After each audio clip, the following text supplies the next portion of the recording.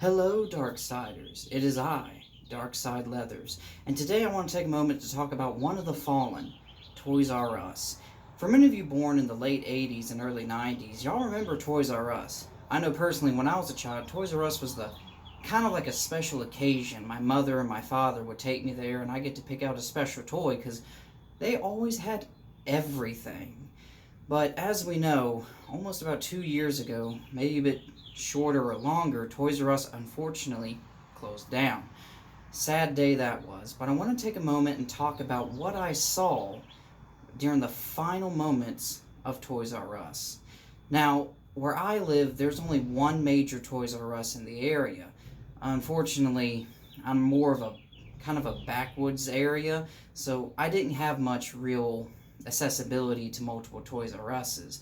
But what I saw should speak volumes. In one of my earlier videos, I talked about how has Disney really been good for the Star Wars brand? And I like to think that as of right now, no.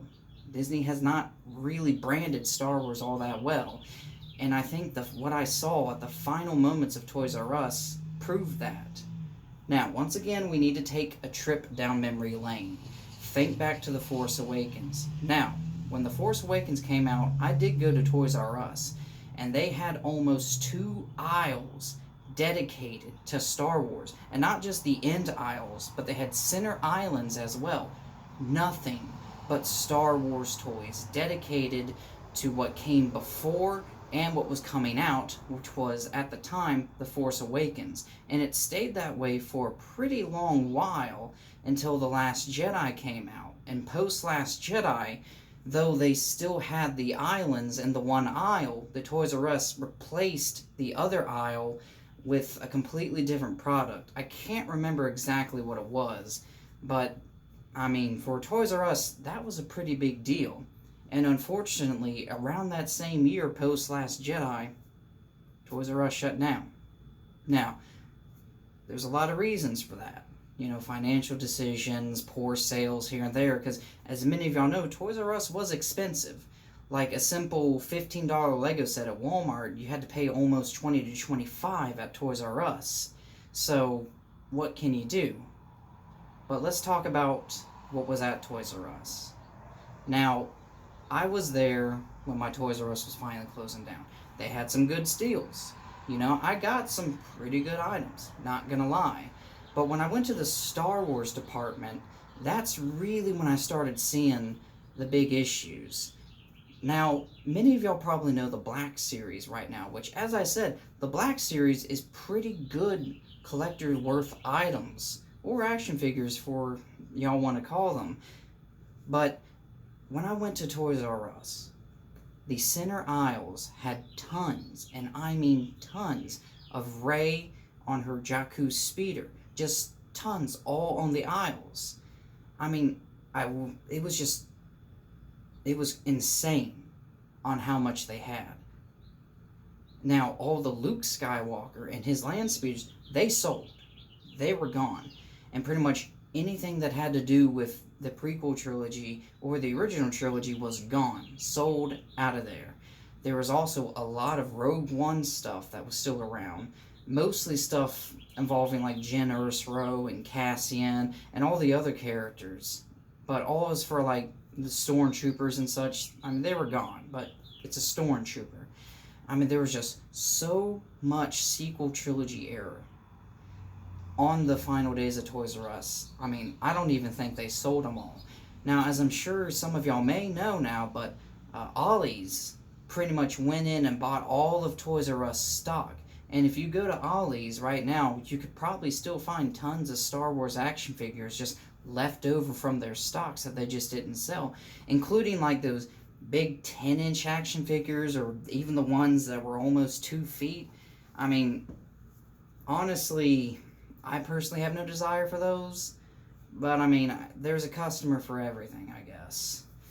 But it was really insane to see that even a $50 Rey speeder marked down to about $20 and then eventually $15, they just weren't moving. People weren't buying them. People weren't interested. And the Toys R Us location, I mean, this wasn't no small city. I mean, this was a decent-sized city with a very big population, so it wasn't small. But as many of y'all know, it's just, as I said in the earlier video, looking at Walmart, Walmart used to have a whole aisle dedicated to Star Wars, and now when I go to my Walmart, there's only a section this big. And just Toys R Us on the final days proved that just the Disney era Star Wars toys, they're just not selling. Now look, that doesn't mean I want Star Wars to fail.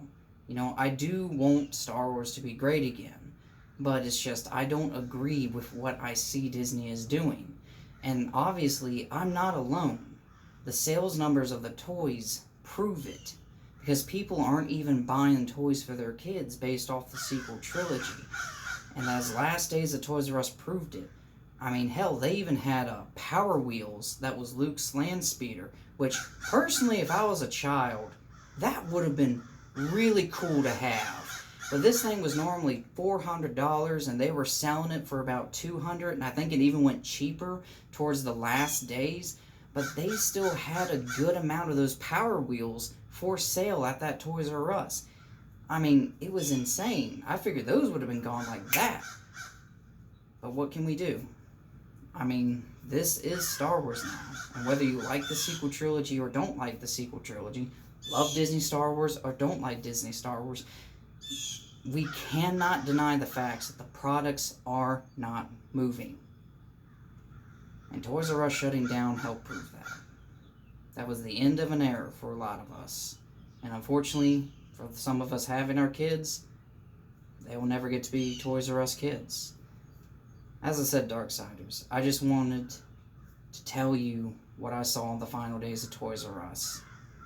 As I said, looking at the future, hopefully Disney Star Wars will kind of look at what they did wrong, and they'll start going on a right path. But just everything right now that I've seen with the news and just their roadmap, it doesn't look good.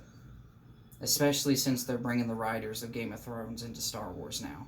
And I don't think I need to reiterate on what happened at Season 8 of Game of Thrones. Until next time, Darksiders, this is Darkside Leathers.